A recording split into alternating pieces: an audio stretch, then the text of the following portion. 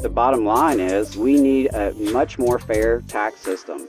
I mean, at the very least, we need a much more fair tax system that will lift up poor and working people by taxing the wealthy. Which side are you on? Which side are you on? So, Adam, Alabama has a we've got a system of taxation that is, not exactly unique among the South, among Southern states, but is taking things to a little bit even further, let's say, than even our other Southern neighbors. Can you talk to us about what's going on with the system of taxation in Alabama? Sure, yeah. I want to start with something that was brought up in the last segment with the candidate Marilyn Lands, and she mentioned that the grocery tax, right? Alabama is one of a handful of states that taxes groceries. Last year, there was progress made, and there was actually 1 cent cut off the grocery tax. There was supposed to be another cent cut off this year if the Education Trust Fund, which is where this revenue goes, could sustain it. And interestingly enough, the state of Alabama has determined that we cannot afford to cut the grocery tax further this year. However, the same folks down there are pushing the school choice, which would drain the Education Trust Fund budget, right? So you can afford to subsidize private schools for affluent families, but you can't afford to cut the grocery tax another penny to help out poor and working class folks in the state. And that little example tells you a lot about the way Alabama runs its tax system. There were a couple of reports that were put out towards the end of last year that I want to just highlight because, I think it's worth mentioning. Alabama's taxation system is both highly inadequate and highly regressive, meaning we don't raise enough revenue to provide a decent level of public services. The stuff that taxes pay for, right? Schools, roads, other infrastructure, various forms of social welfare, and any across the board areas, Alabama struggles. And so Alabama is inadequate in the amount of revenue it raises. It's also highly regressive in that the taxes that we do raise, while it's not enough to actually fund decent public services, it does disproportionately impact poor and working class folks. So a couple of key findings from a report put out by PARCA, it's the Public Affairs Research Council of Alabama. They look at this stuff every year. In the report they put out at the end of 2023 was looking at fiscal year 2021, but here's the highlights. Alabama collected less in state and local taxes than all but one other state. So we ranked 49th out of 50th. The one that had less was Alaska, thanks to disruptions in the oil market over that period. They actually had the lowest per capita revenues in that year. But, that's kind of a strange case and a unique case. Alabama's per capita property tax collections are the lowest in the nation. So that does help owners of homes and farms and quote-unquote timberland, but it creates a revenue deficit, leaving state and local governments with less to spend to provide government services such as education, health, and public safety. So we have the lowest property taxes, but our state and local sales tax rates are among the highest in the country. To offset that, Alabama's income tax does not provide the balancing effect that income taxes in other states do. Low-income workers begin paying taxes at a lower threshold than any other state. Right? This is Alabama, supposedly home of small government, anti-tax conservatives. But as a worker, your income is getting taxed at a lower threshold here in this state than anywhere else in the country. At the other end of the spectrum, Alabama is the only state that allows a full deduction for federal income taxes that are paid, the FIT deduction. And that is a tax break that benefits high income earners, right? The wealthiest folks are who actually get to claim that deduction and benefit from it. So over fiscal year 21, the state collected about $4,200 per resident, $4,237, which is almost $1,200 less than the average in the country. The average per capita total in the Southeast was $4,556, which is $319 per person higher than Alabama, right? So we have lower revenue per capita per person than even our southeastern neighbors. And this one was really interesting to me. Mississippi collects $204 more per capita than Alabama. And, you know, in Alabama, a lot of folks like to say, thank God for Mississippi, right? Because a lot of times if we're ranked 49th, they're ranked 50th. But you can't say that about per capita revenue. Ryan Hankins from the Public Affairs Research Council of Alabama said, quote, most state and local tax revenue can be grouped into one of three categories: property taxes, sales taxes, and income taxes. Ideally, the state would draw an equal amount from these sources, but that is not true in Alabama. Alabama has the country's lowest per capita property tax collections. It starts taxing income higher than every other state, earlier than every other state, I should say, and it has among the highest sales tax rates in the U.S. That means the state's poorest residents shoulder a higher tax burden than their wealthy counterparts. If you look more closely at the data, Alabama collected more taxes per capita on alcoholic beverages and public utilities than most other states, right? So we're not taxing large property owners, and we're giving generous deductions to high income earners, but we're taxing the hell out of alcohol and public utilities.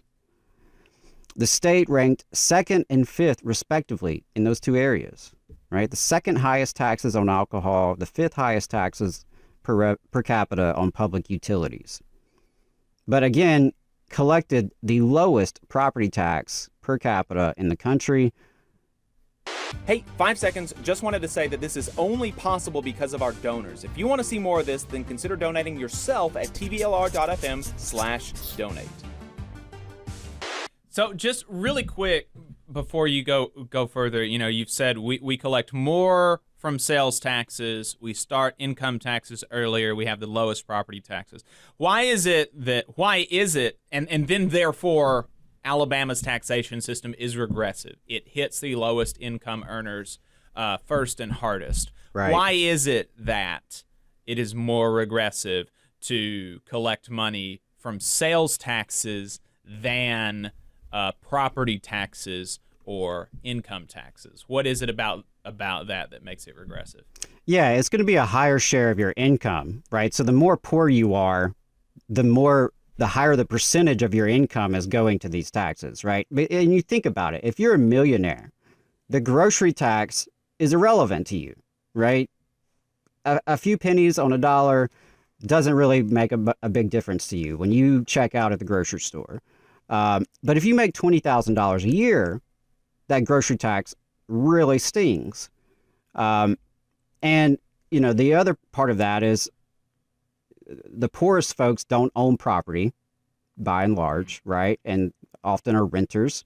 And so, generally speaking, especially these large land holdings, right? We're talking about wealthier folks. And when we're talking about timberland, there's a whole lot of land that is classified as timberland in the state of Alabama. You know, you can debate whether it really should be or not, but it gets taxed at a very low rate. And so, you know, your grandma who does own a home, their property tax is even stinging them worse than the big landowners. But yeah, the sales tax it is regressive. It punishes you the less you make. And so the fact that we tax groceries, the fact that the taxes themselves are so reliant on sales taxes, that is pretty unique to the state. It's a bad recipe because, like I said, you're not raising enough to actually, you know, have a good quality of life, but the taxes are a burden. on low-income folks. And so if you hear working-class people in Alabama say that they feel like they're taxed too much, there's truth to that, right? If you hear wealthy people in Alabama say they're taxed too much, they're full of it. Right. Because, again, they have these deductions. They have the low property taxes. So if you own 2, 3, 4 homes, okay, the low property taxes really benefit you. You're not worried about the high sales taxes. So a few things that I wanted to. Well, and on that actually, that made me think that, you know, if you own 2 or 3 homes and you're renting and you're a landlord, not only is your property taxed at a lower rate than, you know, it would be your property is taxed at a lower rate in Alabama than it would be anywhere else in the country. But on top of that, if your income is primarily dependent on rent, then it's not actually classified as salary income, and it's not subject to the income tax. It's subject to the capital gains tax, which is taxed at a lower rate than the income tax. Right. So, I mean, the system of taxes in Alabama is designed to keep wealthy folks wealthy and poor folks poor. That's the way it is set up. You know, it's set up to produce lower tax revenue, which could then be reinvested in public services. It's set up to actually make inequality worse. There was another report put out by ITEP. ITEP put out a tax inequality index, and it measures the effects of each state's tax system on income inequality. And according to this measure, Alabama has the 12th most regressive state and local tax system in the country. Income disparities are larger in Alabama after state and local taxes are collected than before.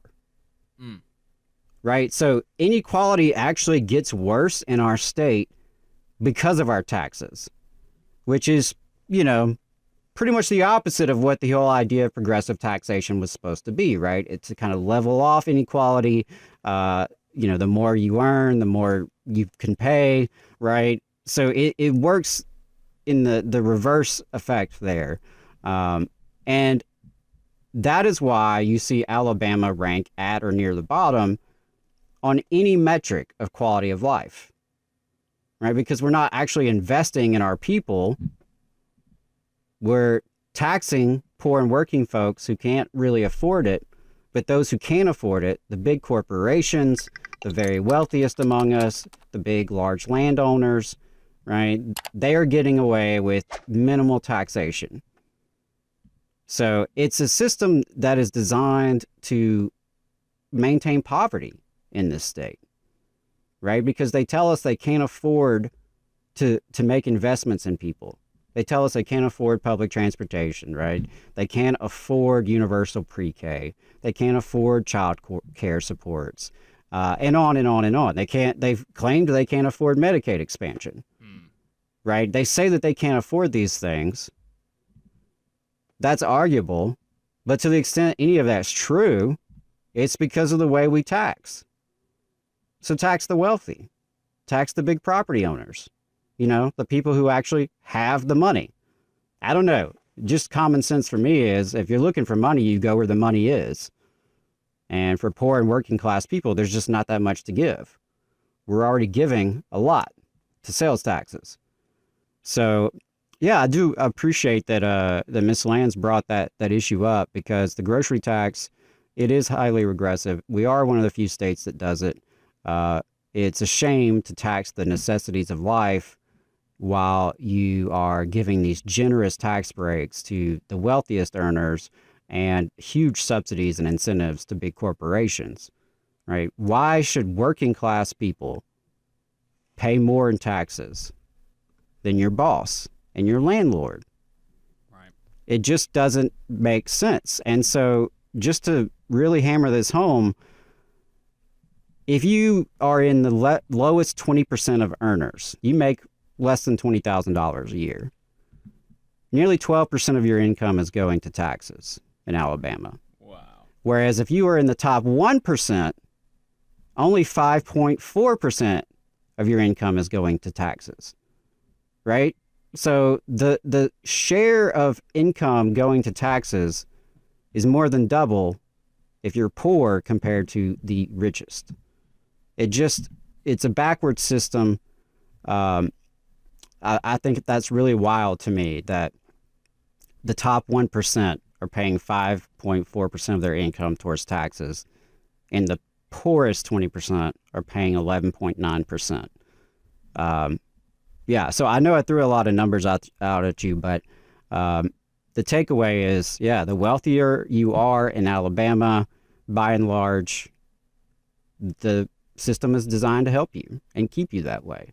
The poorer you are, the higher percentage of your income is going to taxes, which is a real shame, because then you experience, as a working class person, the decline, the lack of public services that we would have in other states. I mean, as I say a lot, Alabama is probably one of the worst places to be a working class person in the entire developed world. If you just look at healthcare, transportation, infrastructure, education, job quality, job rights, you name it, freedom. Right. Freedom. I mean, it's really it's a backward system. It's designed for underinvestment. It's designed to keep people down, really, and keep those on top. And so I really do believe that we could do much, much better. There's a lot of wealth in this state, but we, the people, are not benefiting. Yep, it really puts the lie to the the conservative refrains about freedom and liberty and small government and low taxation and if you actually look at the system for what it is, you'll see that it's all very, very convenient for the people at the top and not so much for everybody else. So there's some food for thought to think about as you are going about your day and your week over this legislative session, as the legislators will no doubt continue to try to find ways to further cut taxes for wealthy people. Every time you hear about a tax cut proposal, think about who it's going to benefit. There was another business tax cut last year, and it's obviously that's not something that's going to benefit working people in the state of Alabama. So any time you hear anything else about tax cuts, think about that we collect less taxes than anywhere else in the United States, and that then think about who that tax cut is going to benefit. Right. 9 times out of 10, it's going to benefit wealthy people. Right. And I will say that there is currently a tax cut that's being debated in the legislature that I would agree with, which is to remove the sales tax on diapers, baby formula, feminine hygiene products. Believe it or not, it's Senator Arthur Orr who's sponsoring that bill. I disagree with virtually everything he stands for, typically, but it's a good bill. That's an example of where you could cut taxes in a way that actually benefits regular working people. Of course, again, you have to think about the revenue impact, right? Because this is going to our public schools, and our public schools are not particularly well funded, obviously, given the lack of revenue. So it's a delicate thing there. But the bottom line is we need a much more fair tax system. I mean, at the very least, we need a much more fair tax system that will lift up poor and working people by taxing the wealthy. You just saw a clip from the Valley Labor Report. We are live every Saturday morning from 9:30 a.m. till 12:30 p.m. And we pride ourselves on keeping all of our content free to everybody so that we can talk to as many working folks as possible. If you support the work that we're doing, you think that it's important, you think that it's good, then consider making a monthly contribution to the project, and you can do that on our website, tvlr.fm.